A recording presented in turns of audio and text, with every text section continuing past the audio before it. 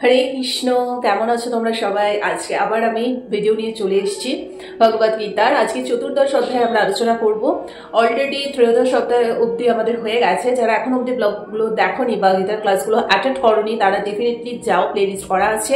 না হলে কিন্তু তোমরা বুঝতে পারবে না দুম করে মাঝখান থেকে দেখলে, ঠিক আছে? সো চলো আজকে আমরা চতুর্দশ অধ্যায় গুণত্রয় বিভাগ যোগ স্টার্ট করব। এটা মাত্র 27টা রয়েছে অধ্যায়, তাও আমি চেষ্টা করব স্পিড বাড়িয়ে আরো শর্টে করে দেওয়া, যাতে তোমাদের শুনতে সুবিধে হয়, ঠিক আছে? সো চলো তোমাদের একটু দেখিয়ে দিচ্ছি।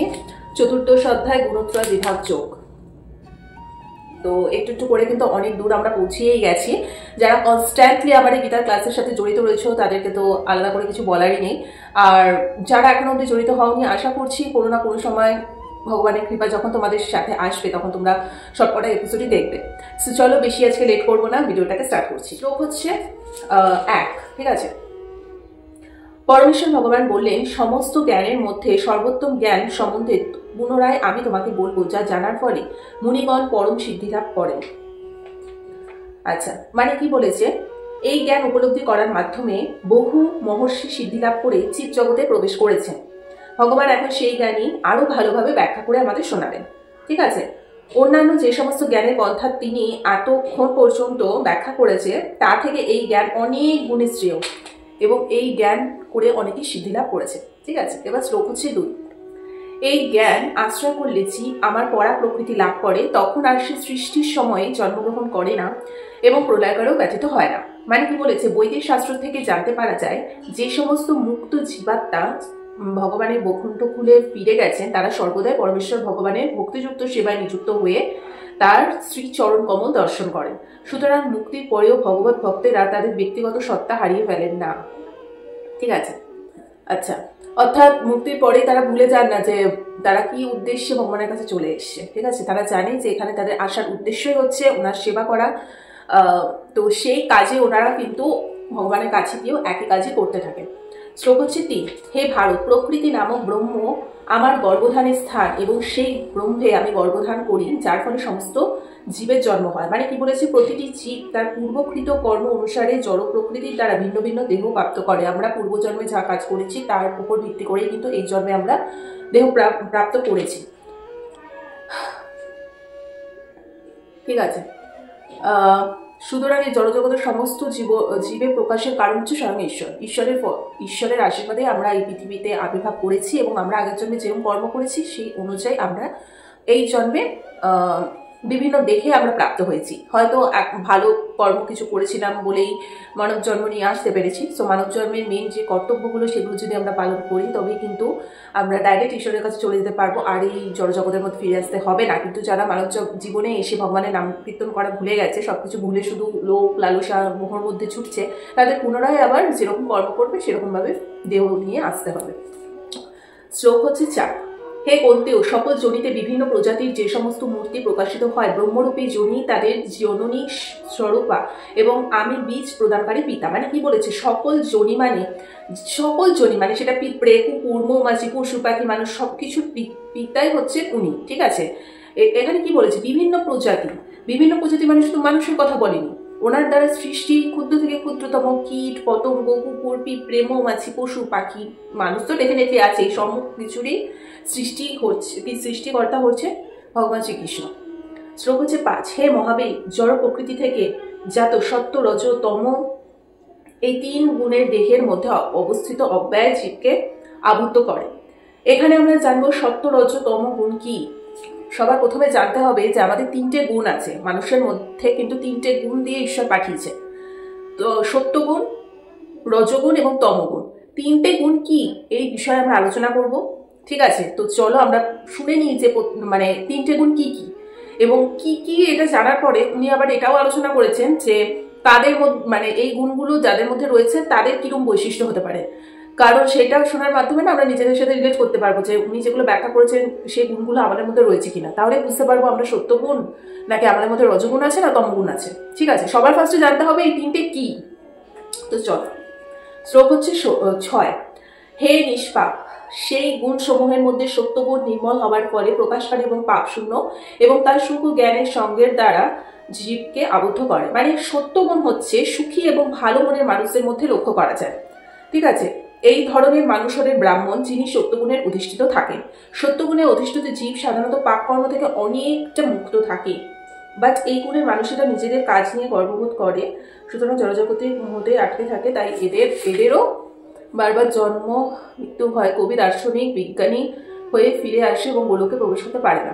অর্থাৎ এই ধরনের মানুষরা সাধারণত কবি, দার্শনিক, বিজ্ঞানী এইরকম হয়ে থাকে, ঠিক আছে, সত্যগুণের মানুষেরা। সুতরাং তারা তাদের কাজের জন্য যেহেতু গর্ববোধ করে থাকে, তাই জন্য পুনরায় কিন্তু মানে ওই কোনো কাজ নিয়ে তো গর্ববোধ করতে নেই, ওটাই হচ্ছে বিষয়। তোমার কর্ম তুমি করে যাও, ওইটা নিয়ে আত্ম অহংকার করা, গর্ব করা, বিশাল কিছু মানে হয় না বৈজ্ঞানিকরা কিছু বানানোর ফলে আমি এটা সৃষ্টি করেছি মানে বিশাল কিছু, ওই জিনিসগুলো আত্ম অহংকার জিনিসটা কখনো করা উচিত না। তার ফলে কি হয়, আবার তোমাদের কিন্তু এই জগতে ফিরে আসতে হয়। তো তাও অনেক বেটার সত্যগুণ বাকি দুটো গুণের থেকে, রজগুণ তমগুণের থেকে যথেষ্ট বেটার সত্যগুণ, ঠিক আছে। শুধুমাত্র ওই আত্ম অহংকারটুকু একটু ত্যাগ করে ফেলতে হবে, তাহলে কিন্তু একদম ঠিকঠাক।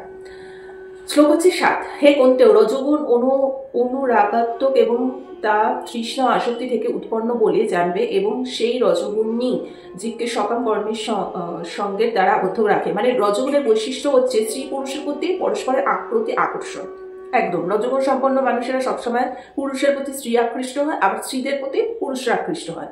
এইসব মানুষজন মানে রজগুণ সম্পন্ন, ঠিক আছে। রজগুণ মানুষদের মধ্যে জড়জাগতিক সুখভোগের আকাঙ্ক্ষা থাকে, তারা এই জড়জাগতিক ইন্দ্রিয় সুখভোগ করতে চায়। মানুষ তার কর্মফলের প্রতি আসক্ত হয়ে ফলে মানে কর্ম করে তার ফলের প্রতি বেশি আসক্ত থাকে, ঠিক আছে। তার ফলে এই ধরনের কর্মের বন্ধনে আবদ্ধ হয়। তার স্ত্রী, পুত্র, সমাজকে সন্তুষ্ট করার জন্য নিজের সম্মান বজায় রাখার জন্য কঠোর পরিশ্রম করে যায়।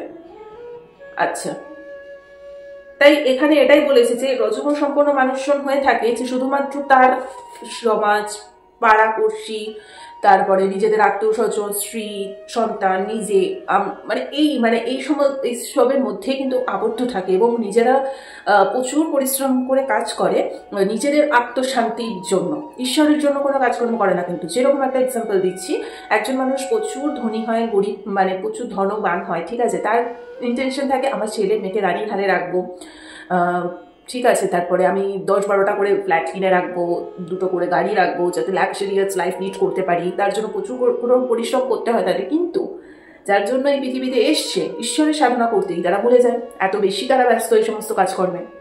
এগুলো হচ্ছে রজগুণ সম্পন্ন। আর অবভিয়াসলি তাদের মধ্যে একটা ইন্টেনশন থাকে, শুধু বাকি কথায় একটা স্ত্রী আর পুরুষের মধ্যে যেই বাসনা থাকে, কামনা বাসনা, সেটা করব এবং নিজেদের চাহিদা পূরণ করব এবং এই গাড়ি এই বাড়ি মানে বিশাল কিছু একটা ওইসবের মধ্যেই তারা আবদ্ধ থাকে আর কি, ঠিক আছে, নামদান করাই ভুলে যায়। আচ্ছা, আরেক ধরনের মানুষ হচ্ছে যাদের মধ্যে তমগুণ থাকে। বা তমগুণটা কি জিনিস? হে ভারত, অজ্ঞাতজাত তমগুণকে সমস্ত জীবের মোহনকারী বলে জানবে। মানে সব থেকে বাজে গুণ হচ্ছে তমগুণ। কেন? সেই তমগুণ প্রমাদ, আলস্য এবং নিদ্রার দ্বারা চিত্তে আবদ্ধ করে। মানে এখানে পরিষ্কার বলা হয়েছে এই ধরনের মানুষরা অত্যন্ত অলস হয়, তারা প্রয়োজনের তুলনায় বেশি ঘুমায়, 6 ঘন্টা ঘুমিয়ে যথেষ্ট আমাদের। কিন্তু তমগুণ আচ্ছন্ন মানুষ অন্তত 10 থেকে 12 ঘন্টা ঘুমায়। এই ধরনের মানুষ সর্বদাই মানে বিষাদগ্রস্ত, খুব ফ্রাস্ট্রেশনে ভোগে এই ধরনের মানুষরা, এবং তারা মাদকদ্রব্য পান করে, নিদ্রার প্রতি আসক্ত হয়। এগুলি তমগুণের দ্বারা আবদ্ধ মানুষের লক্ষণ। আশা করি 3টে গুণের গুণ কি কি হতে পারে সেটা তোমরা পরিষ্কার বুঝতে পারলে। সত্যগুণ, রজগুণ, তমগুণ বোঝা গেছে? আচ্ছা, হে ভারত, এটি বলা হয় যে সত্যগুণ জীবকে সুখে আবদ্ধ করে, একদম। রজগুণ জীবকে সকাম কর্মে আবদ্ধ করে, মানে নিজের সবসময় ডিউটিস পূরণ করতে হবে, চাহিদার শেষ নেই, শুতে চাইলে বসতে চাই, ওরকম একটা ব্যাপার। তো সারাক্ষণ শুধু কাজের পিছনেই ছুটে যাচ্ছে, ঠিক আছে। আর তমগুণ প্রমাদে আবদ্ধ করে, মানে তমগুণ মানে হচ্ছে সেটা সব থেকে খারাপ, ঠিক আছে। মানে যারা ভীষণ অলস প্রকৃতির কাজকর্ম কিচ্ছু করবে না, সারাদিন মদ খাবে, গাঁজা খাবে, ঘুমাবে, এই করেই বেকার টাইম ওয়েস্ট করবে। তো তাদের পক্ষে তো কোনোভাবেই ভগবানের নাম জপ করা সম্ভবই না, ঠিক আছে। আচ্ছা, শ্লোক হচ্ছে 10। হে ভারত, কখনো রজ তমগুণকে পরাভূত করে সত্যগুণ প্রবল হয়, কখনো সত্য তমগুণকে পরাভূত করে রজগুণে প্রবল হয়, এবং সেভাবেই আবার কখনো সত্য এবং রজগুণকে পরাভূত করে তমগুণে প্রবল হয়। মানে রজ এবং তমগুণ গুণের জড়জগতের মোহমায়া ত্যাগ করা খুবই কঠিন, একদম। যারা রজগুণ সম্পন্ন হয় বা তমগুণ সম্পন্ন হয় তাদের এই জড়জগতের মায়ার বন্ধন ত্যাগ করা ভীষণ কঠিন। বা সত্যগুণের মানুষজন ভগবানের সেবায় থাকলে চান্স আছে ঈশ্বরের কাছে চলে যাবে, একদমই তাই। কারণ সত্যগুণের মানুষজনেরা কিন্তু সবসময় ভালো মনের মানুষ হয়, ঠিক আছে, তারাও প্রচুর পরিশ্রম করছে, প্রচুর কাজকর্ম করছে, কিন্তু তার সাথে সাথে কিন্তু ঈশ্বরের নাম জপও করছে, এটাই হচ্ছে বিষয়। তো যাই হোক, আচ্ছা এবার হচ্ছে শ্লোক 11। যখন এই দেহের সবকটি দ্বারে জ্ঞানের প্রকাশ হয় তখন সত্যগুণ বর্ধিত হয় বলে জানবে। মানে দেহে 9টি আমাদের দ্বার আছে, কি কি? 2টি চক্ষু, 2টি কর্ণ, 2টি নাসারন্ধ্র, মুখ, উপস্থ পাই। যখন প্রতিটি দ্বারে সত্যগুণের বিকাশ হয় তখন বুঝতে হবে সেই মানুষ সত্যগুণে অধিষ্ঠিত। হ্যাঁ, এই ধরনের মানুষজন না কোনো লোভ, ক্ষোভ, হিংসা এই সমস্ত মানুষদের মধ্যে থাকে না। আচ্ছা, শ্লোক 12।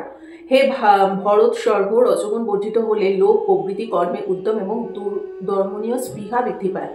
মানে তারা বেটার থেকে বেটার হতে চায়, ঠিক আছে, অন্য কাজের পর কাজ করে যায়, বেটার থেকে বেটার লাইফ লিড করার পেছনে ছোটে, পুরোপুরি জড় জগতের মোহের মধ্যে তারা ঢুকে যায়। ঈশ্বরের নাম জপ করার কথা তাদের মনেই থাকে না এবং ভীষণ স্বার্থপর, লোভ, হিংসা পরায়ণ হয়ে থাকে। শ্লোক হচ্ছে 13, রজগুণ সম্পন্ন যারা হয়, ঠিক আছে। শ্লোক হচ্ছে 13। হে গুরুনন্দন, তমগুণ বর্ধিত অজ্ঞানান্ধকার, নিষ্ক্রিয়তা, প্রমাদ এবং মোহ উৎপন্ন হয়ে থাকে। মানে অনেক মানুষ আছে যাদের কর্ম করার কোনো চিন্তাধারাই নেই, শুধু সারাদিন শুয়ে বসে অপকর্ম করে টাইম কাটায়। এইগুলো হচ্ছে পুরোপুরি তমগুণ সম্পন্ন মানুষ। সুতরাং রজ এবং তমগুণকে ধরাই যাবে না, ঠিক আছে। একমাত্র সত্যগুণে যারা আছে আপাতত তারাই ঈশ্বরের অনেকটা কাছাকাছি যেতে পারবে এবং তারা ঈশ্বরকে বুঝতে পারবে, ফিল করতে পারবে। শ্লোক হচ্ছে 14। সত্যগুণ বৃদ্ধি প্রাপ্তকালে দেহত্যাগ করলে দেহধারী জীব মহর্ষিদের নির্মল উচ্চতর লোকসমূহ লাভ করে, অর্থাৎ স্বর্গে যান এই ধরনের মানুষেরা, ঠিক আছে। কিন্তু তাতে আবারও ফিরে আসতে হয়, আলটিমেট কৃষ্ণ ভাবনে উপনীত না হলে তার কাছে যাওয়া যায় না। মানে সত্যগুণের মানুষরা অ্যাটলিস্ট স্বর্গ অব্দি পৌঁছাতে পারে, মানে তারা বিভিন্ন ধরনের দেবদেবীর পূজা আর্চা করে অ্যাটলিস্ট অন্তত পক্ষে স্বর্গলোকে উপনীত হতে পারে, যেগুলো বাকি আরো কারোর ক্ষেত্রে তো সম্ভবই হয় না, ঠিক আছে, ওটাই। বাট আলটিমেট পুরোপুরি যারা কৃষ্ণ মানে ভাবনাময় তারাই একমাত্র কিন্তু ঈশ্বরের গোলকে যেতে পারে। সো তাও সত্যগুণদের চান্সেস আছে, ঠিক আছে, কিন্তু রজতমগুণদের সেই চান্সটাও নেই, এখানে সেটাই বলা আছে। শ্লোক হচ্ছে 15। রজগুণের মৃত্যু হলে কর্মাসক্ত মনুষ্যকুলে জন্ম হয়, তেমনি তমগুণে মৃত্যু হলে পশুজনিত জন্ম হয়। রজগুণে যাদের মৃত্যু হয় তাদের মধ্যে তো সারাক্ষণই কাজ কাজ কাজ কাজ করেই যাবো, বেটার থেকে বেটার লাইফ লিড করবো, এইসবের পিছনে পিছনে তারা ছোটে এবং মৃত্যুর সময় মাথায় চাপ নিয়ে যখন তাদের মৃত্যু হয় যে এই আমার সম্পত্তিকে ইয়ে করবে, ওই করবে, এই আমার এই কাজটা তো অসম্পূর্ণ থেকে গেল, এটা তো লাইফে করতে পারলাম না, এই সেই, বা এটা তো করা হলো, এই করতে করতে যেহেতু তারা মৃত্যুবরণ করে সেই জন্য পরবর্তীকালে আবার তারা মনুষ্যরূপে জন্ম হয় এবং ওই একই ইয়ে করে চলছে, ঠিক আছে। কখনো ঈশ্বরকে বুঝতেই পারে না তারা। তমগুণটা তো ছেড়েই দাও, তমগুণরা পশুজনিতে হয়, যেমন পশুরা যেরকম শুধুমাত্র খায়, ঘুমায় এবং ওই কাম করে, বাচ্চা কাচ্চা প্যাদা করে, বাস ওইটুকুই তাদের কর্ম। তারা তো আর ভগবানের নাম জপ করতে পারছে না বা কোনো কাজকর্ম করতে পারছে না। সুতরাং যে সমস্ত মানুষরা সারাদিন ঘুমিয়ে শুয়ে বসে অযথা মদ পান করে টাইম ওয়েস্ট করছে তাদেরকে ঈশ্বর সে পশুজনিতেই পাঠিয়ে দেয়। যে গরু, ছাগল, কুকুর এগুলো কিন্তু একটা কর্মের ফলেই তারা এই সমস্ত হয়েছে, ঠিক আছে। কেননা তারা দেখছে, মানে ঈশ্বর দেখছেন যে আমি মানুষরূপে জন্ম দিয়ে যদি তারা শুয়ে বসে সময় নষ্ট করে, ঠিক আছে, তাহলে তাদের পশু হয়ে জন্মানোই বেটার। সেটাই হচ্ছে ব্যাপার। শ্লোক হচ্ছে 16। সুকৃতি সম্পন্ন সাত্ত্বিক কর্মের ফলকে নির্মল, রাজসিক কর্মের ফলকে দুঃখময় এবং তামসিক কর্মের ফলকে অজ্ঞান বলে। আচ্ছা, মানে সত্যগুণে পূর্ণকর্ম করার ফল হচ্ছে পবিত্র, তাই সব রকমের মোহ থেকে এই ঋষিমণিরা সর্বদাই আনন্দময়, কারণ ঋষিমণিরা সাধারণত সত্যগুণে অধিষ্ঠিত। এবং রাজস্বিক কর্ম যারা থাকে তারা সবসময় জড়সুখের ভোগ করার জন্য থাকে, তো তাই জন্য তারা কখনোই ওই শান্তিটা পায় না, ফ্রাস্ট্রেটেড থাকে। আর তমগুণে যারা প্রভাবিত তারা পুরোপুরি মানে দুঃখ ভোগ করে এবং পশু জন্ম প্রাপ্ত হয়, আর পশুদের জীবন সর্বদাই দুঃখময়। আচ্ছা, এখানে স্পষ্টভাবেই বলা আছে, এটা আমার কোনো কথা না, তোমরা ঠিক করো যে তোমরা কোন গুণটাতে যেতে পারো। শ্লোক হচ্ছে 17। সত্যগুণ থেকে জ্ঞান, রজগুণ থেকে লোভ এবং তমগুণ থেকে অজ্ঞান, প্রমাদ, মোহ উৎপন্ন হয়। একদম, এটা আলাদা করে বলার কিছু নেই। শ্লোক হচ্ছে 18। সত্যগুণ সম্পন্ন ব্যক্তিগণ ঊর্ধ্বের উচ্চতর লোক সমূহে গমন করে, রজগুণ সম্পন্ন ব্যক্তিগণ নরলোকে গমন করে এবং জঘন্য গুণ সম্পন্ন তামসিক ব্যক্তিগণ অন্তর্গৃহীত নরকে গমন করে। তামসিক, এক কথায় তামসিক এবং রাজসিক মানুষদের মানে অবস্থা ভীষণই খারাপ হয়, তারা নরলোকেই যায়, ঠিক আছে। আচ্ছা, শ্লোক হচ্ছে 19। যখন কেউ দর্শন করেন যে প্রকৃতির গুণসমূহ ব্যতীত কর্মে অন্য কোনো কর্তা নেই এবং যখন তিনি এই সমস্ত গুণের অতীত পরমেশ্বর ভগবানকে জানতে পারেন তখন তিনি আবার পড়া প্রকৃতি লাভ করেন। অর্থাৎ প্রকৃত গুরুদেব হলেন শ্রীকৃষ্ণ এবং দিব্যজ্ঞান তিনি অর্জুনকে দান করেছেন। যারা সম্পূর্ণরূপে কৃষ্ণ ভাবনাময় তাদের কাছ থেকে প্রকৃত গুণের পরিপ্রেক্ষিতে কর্ম সম্বন্ধে এই বিজ্ঞানের শিক্ষালাভ করা উচিত। সদ্গুরুর কাছ থেকে শিক্ষালাভ করার মাধ্যমে একদম জড়জগতের মোহমায়া থেকে আমরা অনেক দূরে চলে যেতে পারবো। অর্থাৎ এখানে স্পষ্টভাবে বলা হয়েছে যে সদ্গুরুর কাছ থেকে শিক্ষালাভ করাই কিন্তু খুব বেটার। না হলে মানে ইউহি লোকজনের কাছ থেকে শুনে তুমি সঠিক ঈশ্বরের পথে যাচ্ছ না বেঠিক যাচ্ছ সেটা কিন্তু বোঝা মুশকিল। আর তাই জন্য সদ্গুরুর থেকে দীক্ষা নিতে হবে এবং উনি কিন্তু আমাদের ঈশ্বরের কাছে উপনীত হতে হেল্প করবে। এটা কিন্তু শুরু থেকে, গীতার শুরু থেকে কিন্তু এটাই বলা হচ্ছে। ঠিক আছে, আচ্ছা, শ্লোক হচ্ছে 20। দেহধারী জীব এই 3 গুণ অতিক্রম করে জন্ম মৃত্যুর জরা ও তাদের দুঃখ থেকে বিমুক্ত হয়ে অমৃত ভোগ করে। অর্থাৎ এই দেহ থেকেও সমস্ত কর্ম সম্পাদনের মধ্যে যে কোনো বিষয়ের মধ্যে নিজেকে আটকে রাখে না, এক কথা কর্ম করার জন্য কর্ম করে, তার মন শরীর সব শ্রীকৃষ্ণের চরণে চলে যায়। অর্থাৎ এখানে এটাই বলেছে যে আমাদের এই দেহ, আমরা এই দেহে থেকেও আমরা সমস্ত কাজকর্ম করছি, আমাদের কর্তব্য কর্ম আমরা তো ফেলে দিতে পারি না, যার যার কর্ম আমরা সেটা করব, কিন্তু তার সাথেও ভগবানের সেবা করা, নাম কীর্তন করা এবং সৎসঙ্গ, সদ্গুরুর জ্ঞান নেওয়া, এগুলো তো আমাদের কর্তব্য। এগুলো যতদিন না অবধি যে সমস্ত মানুষের মনে আসবে না তাদের মনে কোনোদিনই ঈশ্বর চেতনা আসবে না। তো সকল মানুষ মানে এক কথায় হচ্ছে আমরা সবকিছুর মধ্যে থেকেও আমরা এই জড়জগতেই রয়েছি, কিন্তু তার মধ্যে আমরা কোনো কিছু আমাদের গায়ে লাগে না, বিকজ আমাদের জাস্ট কর্তব্য কর্ম করতে হয় বলে করছি, বাকি আমাদের মন প্রাণ ধ্যান সবকিছু ঈশ্বরের কাছে চলে গেছে অলরেডি। ঠিক আছে, এবারে অর্জুন যে কোয়েশ্চেনটা করেছে সেটা শোনো। এটা হয়তো অনেকের মাথাতেই এখন আসবে, সেই কোয়েশ্চেনটাই অর্জুন করেছে। শ্লোক হচ্ছে 21। অর্জুন জিজ্ঞাসা করলেন, হে প্রভু, যিনি এই 3 গুণের অতীত তিনি কি কি লক্ষণ দ্বারা জ্ঞাত হয়, তার আচরণ কি রকম, আর তিনি কেমন ভাবে এই 3টি গুণ অতিক্রম করে, মানে কি কি করলে এই 3টি গুণ থেকে বেরিয়ে শ্রীকৃষ্ণের কাছে মোক্ষ লাভের জন্য যাওয়া যায়। ঠিক আছে, কি কি করা উচিত যার জন্য এই 3টে গুণ থেকে আমরা বেরিয়ে পুরোপুরি ওনার কাছে যেতে পারবো, এটা জিজ্ঞেস করেছে। এবার 22 থেকে 25 শ্লোকটা কিন্তু যথেষ্ট বড়, একটু মন দিয়ে শুনো। এটা শ্রীকৃষ্ণদেব বলেছেন অর্জুনকে। কি বলেছে? পরমেশ্বর ভগবান বলেন, হে পাণ্ডব, যিনি প্রকাশ প্রবৃত্তি এবং মোহ আবির্ভূত হলে দেশ করে না এবং সেগুলি নিবৃত্তি হলেও আকাঙ্ক্ষা করে না, যিনি উদাসীনের মতো অবস্থিত হয়ে গুণসমূহের দ্বারা বিচলিত হন না কিন্তু গুণসমূহ স্বীয় কার্যে প্রবৃত্ত হন, এভাবে জেনে অবস্থান করে এবং তার দ্বারা চঞ্চলতা প্রাপ্ত হয় না, যিনি আত্মস্বরূপে অবস্থিত এবং সুখ দুঃখের সমভাবাপন্ন, যিনি মাটির তেলা পাথর ও স্বরের সমদৃষ্টি সম্পন্ন, যিনি প্রিয় এবং অপ্রিয় বিষয় সমভাবাপন্ন, যিনি ধৈর্যশীল, নিন্দা স্তুতি মান ও অপমানের সমভাবাপন্ন, যিনি শত্রু ও মিত্রের উভয়ের প্রতি সমভাবাপন্ন এবং যিনি সমস্ত কর্ম পরিত্যাগ করেন, তিনি গুণাতীত বলে কথিত হয়। অর্থাৎ কি বলেছে যে মানে অর্জুন জিজ্ঞাসা করেছে যে কি করলে এই 3টে গুণ থেকে বেরোনো যায়, তখন ভগবান যা ওনাকে অ্যাডভাইস দিলেন। এই দেখো, এই শ্লোকটা কিন্তু যথেষ্ট বড়। ঠিক আছে,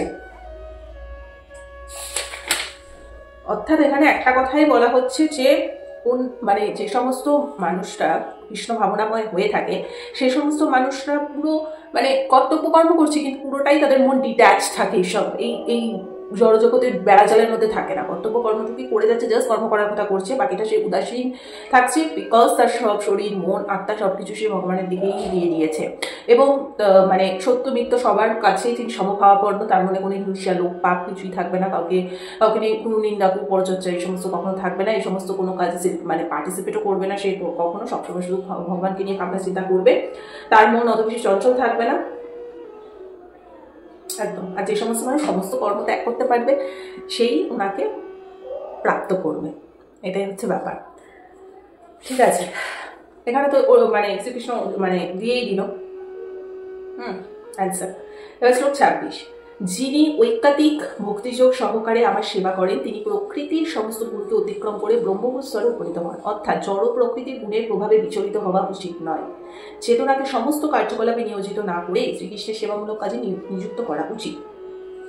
ঠিক আছে, কেউ যখন দৃঢ়ভাবে শ্রীকৃষ্ণের সেবায় নিজেকে নিযুক্ত করেন তখন তিনি অনায়াসে জড় প্রকৃতির এই গুণগুলির মধ্যে থেকে বেরিয়ে আসতে পারে। কৃষ্ণ ভাবনাময়ে যুক্ত হওয়ার অর্থ শ্রীকৃষ্ণের মতো হওয়া, অর্থাৎ সমস্ত কর্তব্য কর্ম করবে কিন্তু মন প্রাণ সমস্ত কিছু সঁপে দেবে ঈশ্বরের সেবার কাছে। ঠিক আছে, তো মনকে কখনো অশুদ্ধ করা যাবে না কোনো চারপাশে এই নেগেটিভ এইসবের মধ্যে, ঠিক আছে।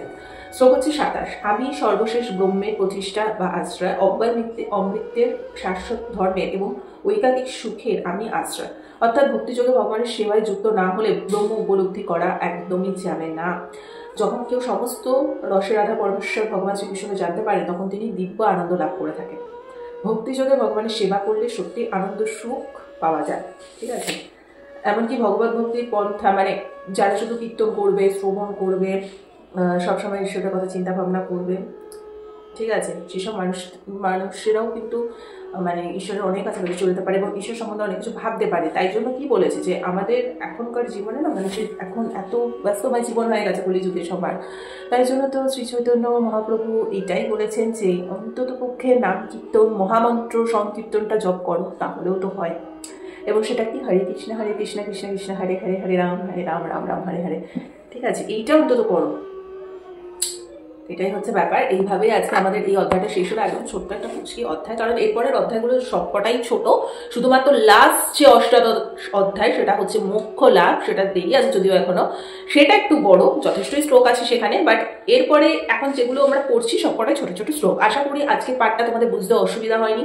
যদি আজকে ভিডিওটা ভালো লাগে তাহলে লাইক কমেন্ট শেয়ার সাবস্ক্রাইব করে দিও।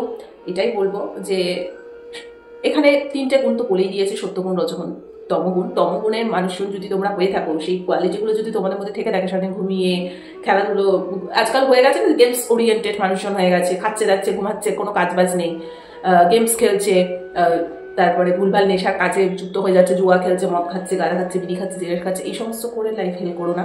এগুলো কিন্তু তমগুণ সম্পন্ন মানুষজন হয়ে যাচ্ছে, তাহলে পরবর্তীকালে তোমরা নরকে যাবে এবং পশু জড়িতে জন্মগ্রহণ করবে। আর রাজসিক মানুষজন হচ্ছে যাদের প্রচুর চাহিদা, বেটার থেকে বেটার সমস্ত কিছুর পিছনে এত ছুটতে মত্ত, যারা ভগবানের নাম জপ করার কথা ভুলে গেছে, ঠিক আছে, তারাও জীবনে কোনোদিনও সেই জায়গায় যেতে পারবে না, কারণ মৃত্যুর সময় তো তাদের মধ্যে সেই ফ্রাস্ট্রেশনটাই কাজ করবে। মৃত্যু হয়তো খাটে শুয়ে রয়েছে, তাও ভাববে যে এটা আমার বাড়ি, আমার ঘর, আমি এটা প্রতিষ্ঠা করেছি, এই করেছি, ওই করেছি, সেই করেছি, হাজার চিন্তা, সারা জীবনে কোনোদিনও ভগবানের নাম জপ করবে না, তাদেরও কখনোই চান্স নেই। আর সত্যগুণ সম্পন্ন মানুষজন যথেষ্টই ভালো হয় এবং তাদের মধ্যে লোভ লালসা এই সমস্ত জিনিসগুলো থাকে না। চেষ্টা করো নিজেদের মধ্যে, আর সবসময় তাদের মধ্যে কি থাকে বলো তো, যাই কর্ম করবে সেটা ঈশ্বরের জন্যই তারা করে থাকে, মানে তারা যেটুকুই ইনকাম করবে তার 50% ঈশ্বরের কাজে তারা দিয়ে দেবে, ঠিক আছে। এই ধরনের মেন্টালিটির মানুষরা সবসময় সত্যগুণের হয়ে থাকে। সো সেটাই হচ্ছে ব্যাপার। তো এটাই বলবো যে চেষ্টা করো নিজেদের মধ্যে যে হ্যাবিটগুলো আছে, খারাপ হ্যাবিট থাকলে সেগুলো ভালোতে নিয়ে আসা, আস্তে আস্তে হয়ে যাবে সবটাই। সো চলো আজকের মতো ভিডিওটাকে এখানে এড করে দিচ্ছি, আর বেশি বাড়বো না, তাও স্পিড বাড়িয়ে আমি আরও ছোট করে দেবো যাতে তোমাদের শুনতে অসুবিধা না হয়। সো চলো আজকের মতো এখানেই, টাটা, হরে কৃষ্ণ।